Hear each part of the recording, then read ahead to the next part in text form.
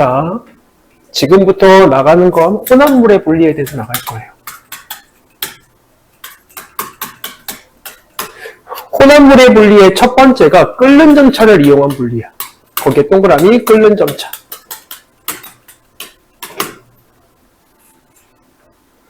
자, 끓는 점차를 이용한다는 거는 액체 혼합물을 분리하겠다는 얘기가 되겠지.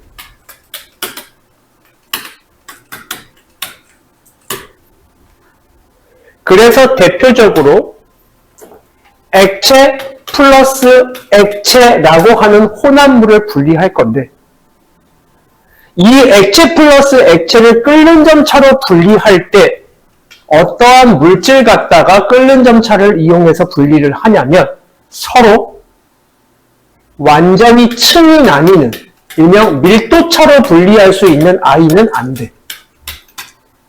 층의 간격이 없어야 돼. 다시 얘기하면 완전히 섞여 있어야 돼. 그래서 여기에 대표적인 예가 나오는 게 증류라고 하는 법입니다. 증류라고 하는 아이의 증자가 증기, 음영, 기체를 얘기하고 있는 거야. 고로 액체라고 하는 아이를 기체로 만들어서 분리하겠다. 고로 끓는 점차를 이용해서 분리하겠다가 되시는 거예요. 이해됐어요? 자, 그래서 여기에 나오는 증류법이라고 하는 아이의 대표적인 말 자체가 혼합물이라고 하는 아이인데, 액체 상태의 혼합물을 가열해서 끓어 나오는 기체를 냉각한다. 고로 먼저 끓어 나오는 애가 선생님 분리가 되겠네요. 먼저 끓어 나오는 거니까 끓는 점이 낮은 아이가 먼저 나오게 된다는 얘기가 되시는 거예요. 그리고 여기에 나와 있죠. 그 애를 사용할 수 있는, 증류법을 사용할 수 있는 것은 두 액체들이 끓는 점이 서로 달라야 돼요. 그리고 완벽하게 층이 나눠서 밀도차로 분리할 수 있으면 안 돼요. 완전히 잘 섞이는 액체 상태의 혼합물에 이용을 한다. 그래서 여기 혼합물을 가열하면 끓는 점이 낮은 애가 나오게 될 거야. 그게 여기 증류장치가 여기에 보이는데, 어렵게 생겨있지만 밑에는 그냥 가스레인지가 있어도 상관없어. 얘를 가열할 거야. 그 액체 상태의 혼합물 중에서 끓는 점이 낮은 액체가 하늘 위로 올라갈 거야. 그러면 여기로 가서 찬물과 만나게 되면 기체가 되어 있던 아이가 다시 액체로 받아지게 되는 거야. 그 액체라고 하는 아이가 되는 과정을 뭐라 그러냐면 액화되었다라고 얘기를 해. 그런데 선생님, 여기에 보면 끓임 쪽이라고 하는 아이는 왜 있어요? 끓임 쪽이라고 하는 아이는 액체를 가열할 때 이 액체가 갑자기 끌어넘쳐서 흘러버리거나 터질 수 있는 걸 방지하는 아이예요.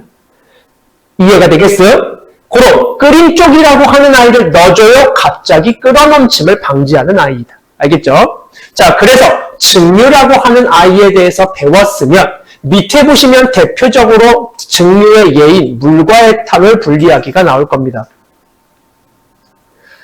물과 에탄올을 가열을 했어요. 고로 항상 써놓고 가야 되는 거. 처음에 액체로 시작을 하는 거예요. 그래서 가열하다 보면 선생님 끓는 점에 도달했나 봐요. 원래는 이렇게 생기지 않았고 살짝 밑에서 위로 올라가듯이 생겼어. 선생님 밑에서 위로 왜 살짝 올라가요? 거기에 보면 여기 나올 거야. 주로 에탄올이 끓어 나온다. 완전히 에탄올만 나오는 게 아니겠지. 그치? 고로 여기 니은에서는 에탄올이라고 하는 애도 나오지만 정신 나간 물도 나가게 돼.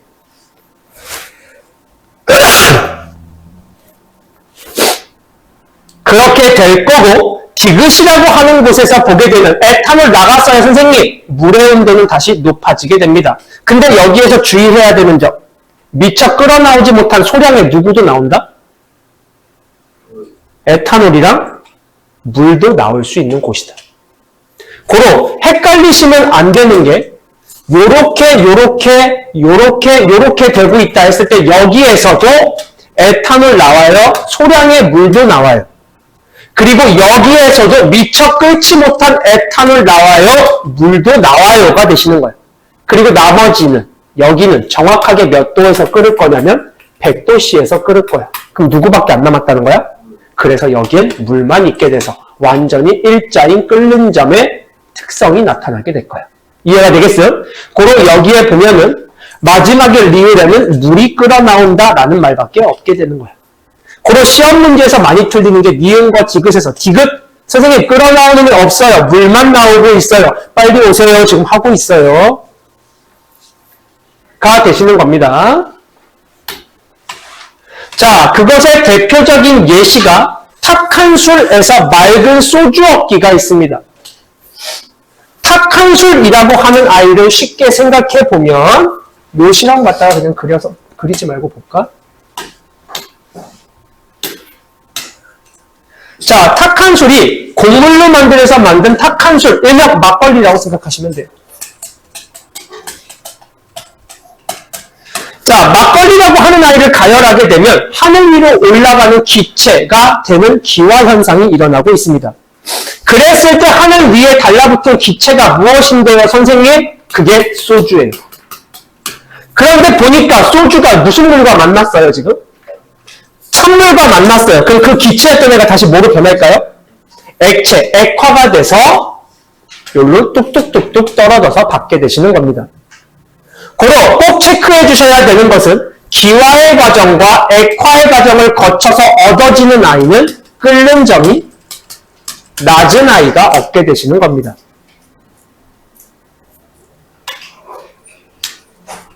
자, 그렇게 되고 바닷물에서 식수 얻기가 나옵니다. 선생님, 바닷물이라고 하는 아이가 액체 플러스 액체인가요? 가 아니고 여기엔 고체와 액체가 섞여 있는 겁니다. 그러면 가열하다 보면 고체의 대표적인 아이가 소금이 있겠지. 액체가 물이 될 거고요. 물이라고 하는 아이가 끓는 점에 도달하면서 기체로 얻어질 수 있을 거예요. 그게 이거예요. 바닷물이라고 하는 아이에서 물이라고 하는 아이만 기화의 과정을 거쳐서 기체가 돼서 하늘 위로 올라갔을 거예요. 그렇게 됐을 때 선생님, 하늘 위로 올라가면 밑에 있는 가열된 곳과 멀어지게 되었네요. 그러면 여기에 있던 아이가 밤이나 새벽쯤에 이슬이 돼서 맺힐 거예요. 그러면 이쪽으로 쭈루루룩 해서 얻어지게 되는 게 물이 되시는 겁니다. 그때 액화의 과정을 거치게 되는 거겠죠.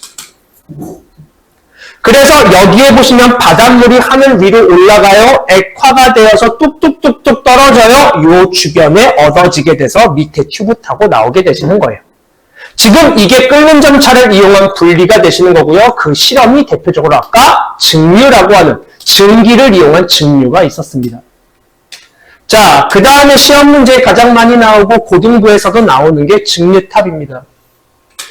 증류탑이라고 하는 아이는 외국에서 우리가 기름을 사왔어요. 그걸 원유라고 얘기를 합니다. 그 원유라고 하는 아이를 가열하게 되면 여러 가지의 너희들이 들어본 적 있는 휘발유도 있고요. 등유도 있고요. 경유도 있고요. 여러 가지가 섞여 있는 아이예요. 가열을 하게 되면 끓는 점이 낮은 애가 먼저 하늘 위로 기체가 돼서 올라갔을 거예요. 그래서 제일 위에 있는 애가 끓는 점이 낮은 석유가스가 얻게 되시는 겁니다. 그래서 알아두셔야 되는 거, 위에부터 얻어지게 되어 끓는 점이 낮아, 그 다음 낮아, 그 다음 낮아, 그 다음 낮아. 점점 끓는 점은 내려올수록 높아지게 될 거고요. 마지막까지 끓지 못한 아이가 고체로 나오게 됩니다. 그게 아스팔트가 되시는 겁니다. 고로 알아두셔야 되는 거, 끓는 점이 낮은 아이가 가장 위에서 얻어져요. 머릿속으로 생각하시면 끓는 점차를 이용했구나, 기체가 되는 증류탑을 이용했구나가 되시는 겁니다. 여기까지 이해가 되겠죠? 자, 그러면 여기에 보시면 소금물의 증류와 증발이라는 말이 나옵니다. 여기에 보면 증류, 증발이라고 하는 아이의 차이점이라고 하는 아이는, 증류라고 하는 아이는 소금물을 가열하여 끓는 점이 수증기, 끓어서 먼저 나오는 수증기를 냉각시켜서 물로 얻는 과정이 되시는 거고요. 증발은 머릿속에 생각하면 무엇이 날아가? 당연히 물이 날아가. 그럼 뭐밖에 안 남아? 그래서 알아두셔야 되는 거, 물을 날려보내고 무엇을 얻는 과정이 되는 거야? 소금을 얻는 과정은 증발이 되는 거야. 우리가 얻어야 되는 물을 얻는 과정은 증류가 되시는 거고, 물 필요 없어. 그냥 증발시켜서 날려버릴 거야. 소금을 얻는 거야. 이건 증발이 되시는 거야. 됐죠?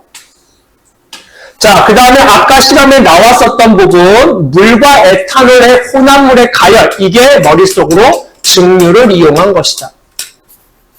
물과 에탄올의 가장 큰 특징은 둘이 잘 섞여요. 그리고 끓는 점 차이가 달라요. 얘는 78도C 정도에서 끓고 얘는 100도C 정도에서 끓습니다. 그런 두 물질이 섞여 있는 아이를 가열하게 된다면 에탄올이라고 하는 아이가 먼저 끓는 점에 도달하게 될 겁니다. 그런데 항상 기억하라 그랬죠. 이 끓는 점에 도달했을 때 에탄올만 나오는 게 아니고 일부의 물도 나오게 될 거고. 그리고 살짝 높아지는 구간에 선생님 이제 에탄올가 날아갔겠네요가 아니고 남아있던 에탄올과 아직도 정신 못 차린 물도 나오게 될 거고.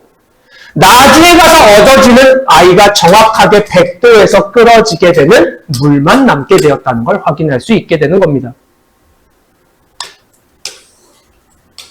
자, 그 다음에 시험 문제에서 학교에서는 안 배울 수도 있지만 공기의 분리가 나오는데 선생님, 공기 기체잖아요.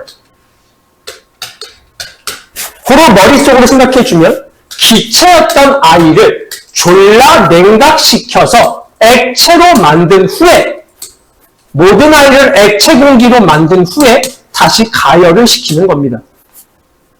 그로 여기에 보면 공기라고 하는 아이를 완전히 액체시킨 후 그리고 나서 다시 가열을 하다 보면 끓는 점이 낮은 애부터 다시 얻게 된다는 얘기가 되는 겁니다.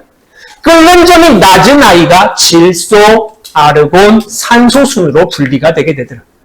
그래서 끓는 점이 가장 낮은 질소가 아까 증류탑처럼 가장 위에서 기체로 얻어지게 될 거고 가장 높은 산소가 아래쪽에서 나오게 되더라가 되시는 겁니다. 됐죠? 자, 되셨어요? 자, 밀도차를 이용한 분리에 대해서 들어갈 때 먼저 알고 있어야 되는 거. 자, 밀도차를 이용한 분리의 대표적인 게 고체 플러스 고체. 액체 플러스 액체가 섞여 있는 혼합물을 분리할 때 사용을 많이 합니다. 고체 플러스 고체가 대표적으로 모래와 스타이로폼 같은 아이가 있을 거고요. 액체 플러스 액체는 너무나 쉽게 물과 기름과 같은 아이가 밀도차를 이용해서 분리할 수 있습니다. 고체 플러스 고체인 모래와 스타이로폼이라고 하는 아이를 분리해내기 위해서는요. 물이라고 하는 액체가 필요합니다. 선생님, 고체 플러스 고체를 사용한 밀도를 차이를 이용해서 분리를 할 때 물이라고 하는 액체의 특징은 뭐예요? 먼저 특징. 얘네 둘 다 녹이지 말아야 합니다. 고로 두 물질을 녹이지 않는 액체를 사용해야 되고요.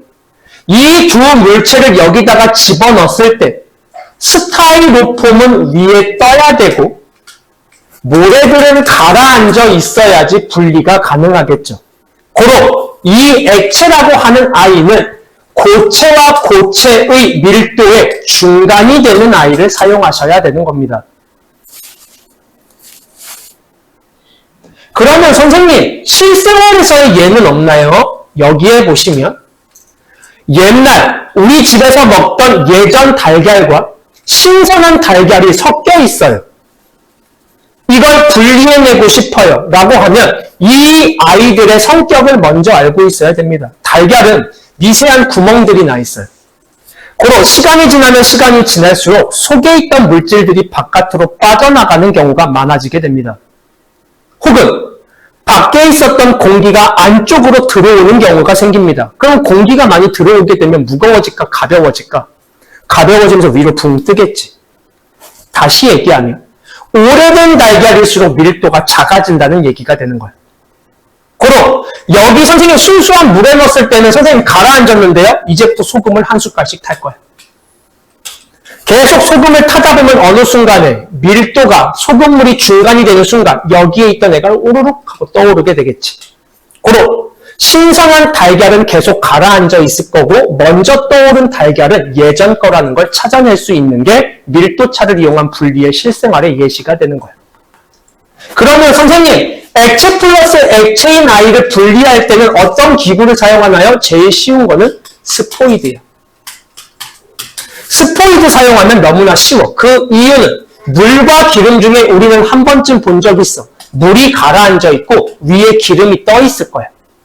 그랬을 때 스포이드로 위에만 쭉쭉쭉 뽑아내시면 밀도가 작은 애를 얻을 수 있게 될 거야. 스포이드 없어요. 그럼요. 빨대와 비슷하게 생긴 피펫으로 이용해도 상관없어요. 피펫은 쉽게 생각하면 빨대라고 생각하면 돼. 우리들이 빨대 갖다가 한 번쯤 장난해 본 게 빨대 액체에다가 담그고 이렇게 손으로 꾹 누른 다음에 빼내면 끊을 수 있어. 압력차를 이용해서. 그리고 피펫을 사용해도 밀도가 작은 애를 먼저 얻을 수 있습니다. 그러면 시험 문제는 스포이드가 쉬우니까 안 나올 거고 무엇이 나오냐면 요 그림이 나올 겁니다.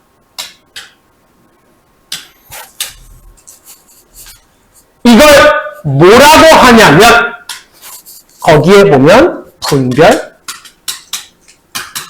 깔때기라고 나와 있을 겁니다. 분별 깔때기라고 하는 아이의 가장 큰 특징은 먼저 알아둘게요. 아래쪽에는 꼭지, 일명 콕이라고 하는 스위치처럼 생긴 애가 잠겨있다가 위로 이렇게 일자로 만들면 켜지게 돼요. 그러면 밑으로 액체가 빠져나오게 되겠죠. 그럼 콕이라고 하는 꼭지라고 하는 아이를 잠궈두고 이렇게 잠궈두고 우리가 알고 있는 물과 기름과 같은 밀도차를 이용해서 분리해야 되는 애를 마개 쪽을 통해서 집어넣게 됩니다. 그리고 나서 완벽하게 층이 분리될 수 있도록 위에 마개를 닫은 후에 살짝 흔들어 준 다음에 시간을 둡니다. 그러면 완벽하게 층이 나눠져 있을 거예요. 이해가 됐어요? 그리고 나서 꼭지를 열면 내려오겠네요? 가 아닙니다. 여기에 있던 액체들 가만히 있을까? 증발해서 기체가 된 애들도 있을까? 그래서 여기 증기가 발생했기 때문에 마개를 나가는 상황에서는 아무도 못 나가게 잡아두고 있어요. 그럼 꼭지를 열과 동시에 마개도 열어줘야지만 밀도가 큰 아이가 아래로 내려오게 됩니다. 그러면 선생님 여기에 있던 애들이 거의 다 빠져나왔어요. 선생님 여기까지 왔어요. 하는 순간 콕을 다시 잠궈요. 꼭지를요.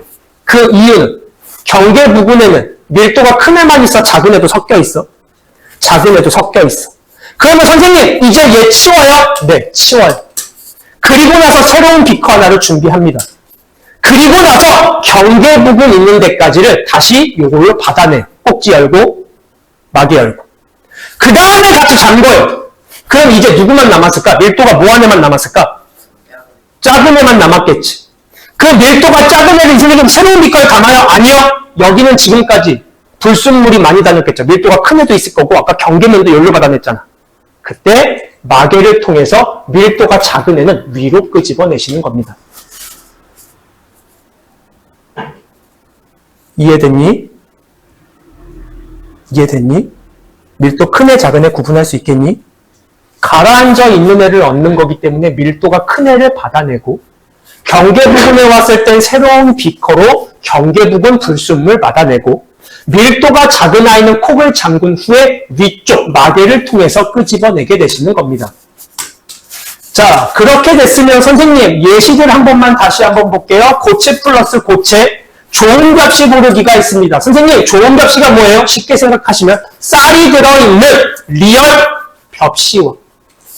쌀 알맹이가 없는 껍질만 있는 쭉정이를 분리해낼 때 밀도차를 이용해서 소금물을 사용하시면 되더라.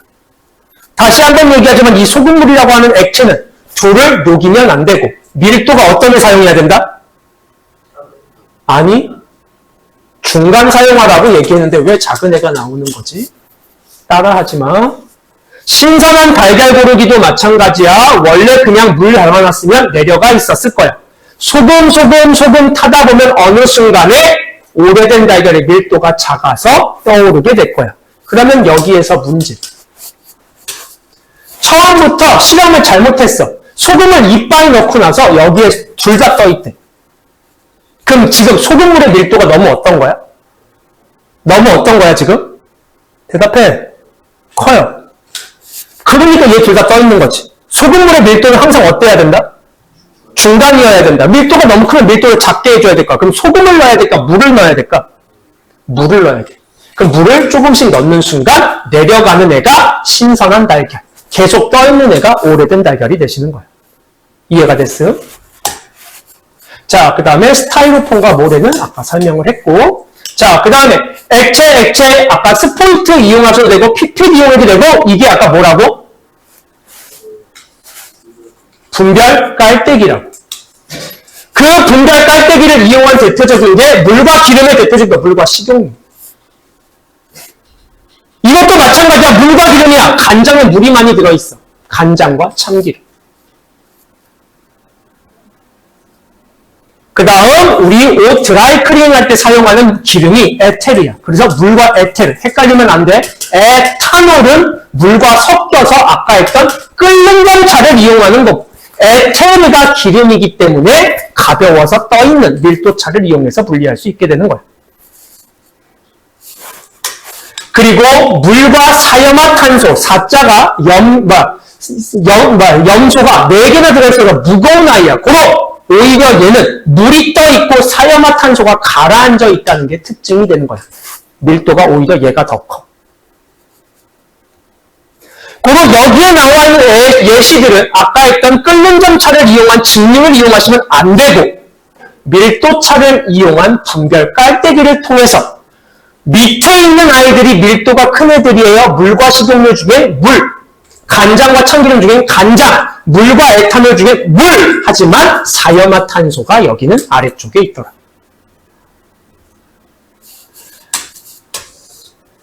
그리고 나서 밀도차를 이용한 분리의 예시가 사금 채취가 있습니다. 사금 채취라고 하는 아이는 탄광 근처에 물이 있는 모래에서 금 조각들을 찾아내는 일이에요. 금은 밀도가 큽니다. 그래서 퀴즈를 하듯이 이렇게 움직여주게 되면 금과 같은 아이들은 밀도가 커서 많이 움직이지 못하고요. 모래들은 많이 움직이면서 멀리 날아가게 돼요. 그게 밀도차를 이용한 분리. 사금이 밀도가 커서 내 주변에 모이게 되더라. 그 다음 바다에서 유출된 기름 제거. 바다는 물이 많아요. 물이 가라앉아 있고요. 위에 유출된 기름이 떠 있을 거예요. 그러면 기름 제거하실 때 밀도차를 이용한 아이. 그게 대표적으로 오일 펜스. 오일 펜스라고 하는 아이는 펜스가 가림막이잖아. 숯까지 설치할 필요가 없다는 거야. 바다가 이렇게 넓어. 기름이 흐르면 많이 유출됐어요. 땅에 심을 필요 없어. 여기 위에만 하면 돼. 왜? 기름은 위에 떠 있을 거니까. 자, 그 다음에 우리 소화순환 호흡배설 배울 때 나온 혈액 분리. 일명 혈구, 혈장 이렇게 나눠지더라. 밀도차를 이용한 분리. 그게 원심 분리기. 그러면 아까 했던 피펫이나 스포이트 적은 양으로 할 때는 이렇게. 그러면 밀도가 작은 애, 떠있는 아이를 분리해낼 수 있더라. 자, 그 다음 아까 얘기했던 달걀 갖다가 예시 들었었죠? 소금물의 밀도가 너무 커요. 작게 만들고 싶으면 물을 넣으시고요. 소금물의 밀도가 너무 작아요. 밀도를 크게 하기 위해서 가루를 넣으시면 돼요. 소금을 넣으시면 되는 겁니다. 됐으면 오른쪽.